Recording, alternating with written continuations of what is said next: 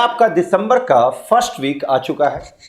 अब यहाँ से स्टूडेंट का रियल टेस्ट स्टार्ट होगा, क्योंकि अब मैक्सिमम स्कूल में प्री बोर्ड एग्जामिनेशन का डेट अनाउंस होगा और वहीं पे जेई मेंस का डेट ऑलरेडी अनाउंस हो चुका है, जो कि आपका 24 जनवरी से शुरू होने वाला।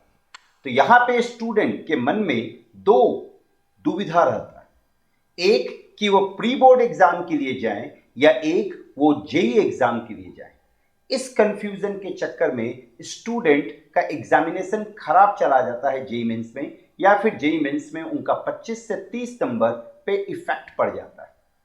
तो यहाँ पे स्टूडेंट के लिए सबसे इंपॉर्टेंट ये है कि इस कंफ्यूजन को कैसे हैंडल किया जाए। जो स्टूडेंट इस कंफ्यूजन को अच्छे से हैंडल करेंगे उनका जेई मेंस में इजीली 20 से 25 मार्क्स बढ़ सकता है। तो सबसे इंपॉर्टेंट क्वेश्चन ये है कि इस सिचुएशन को कैसे हैंडल किया जाए कि प्री बोर्ड भी सही से निकल जाए और जेई मेंस पे भी ज़्यादा इम्पैक्ट ना पड़े। तो इसके लिए सबसे अच्छा तरीका ये है कि आप प्री बोर्ड के लिए आपको पूरा 12th का तैयारी तो करना ही पड़ेगा, क्योंकि उसमें 12th बोर्ड का पूरी पूछा जाएगा, चाहे वो फिजिक्स का सिलेबस हो, केमिस्ट्री का सिलेबस हो या मैथ्स का सिलेबस हो, वो तो पूरी कवर किया ही जाएगा। तो आप 12th का एक एक टॉपिक प्री बोर्ड के बहाने अच्छे से कंप्लीट कर लें, और जब आप उसको कंप्लीट करें तो थोड़ा सा और अच्छे से प्रिपरेशन करें, थोड़ा सा और अच्छे से करने की कोशिश करें। और अच्छे से करने की कोशिश करें मतलब क्या है कि आप कोई 12th का टॉपिक पढ़े, जैसे फॉर एग्जांपल आप मैट्रिसेस पढ़ रहे हैं, तो आप मैट्रिसेस स्कूल के लिए तो आप तैयार किए ही किए, साथ में पीवाईक्यू भी बना ले उसका।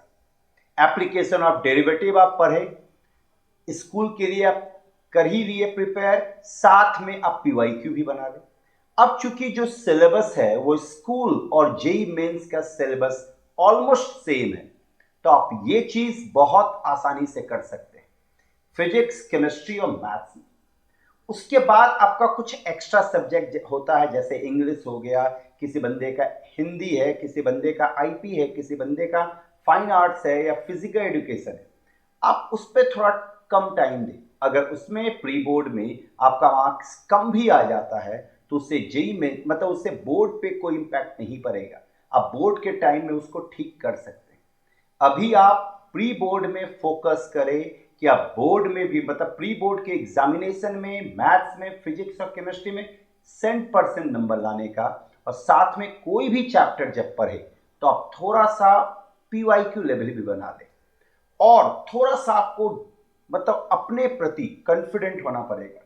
1-2 घंटा आपको टाइम निकालना चाहिए 11th का।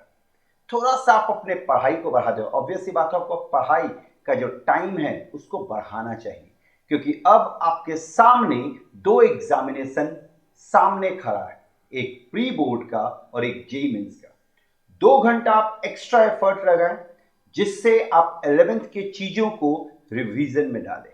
अगर आप 11th की चीजों को पढ़ चुके हैं तो उसको रिवीजन करिए वो 2 घंटे में, या अगर आपका कोई टॉपिक छूटा हुआ है तो उसको as early as possible complete करें।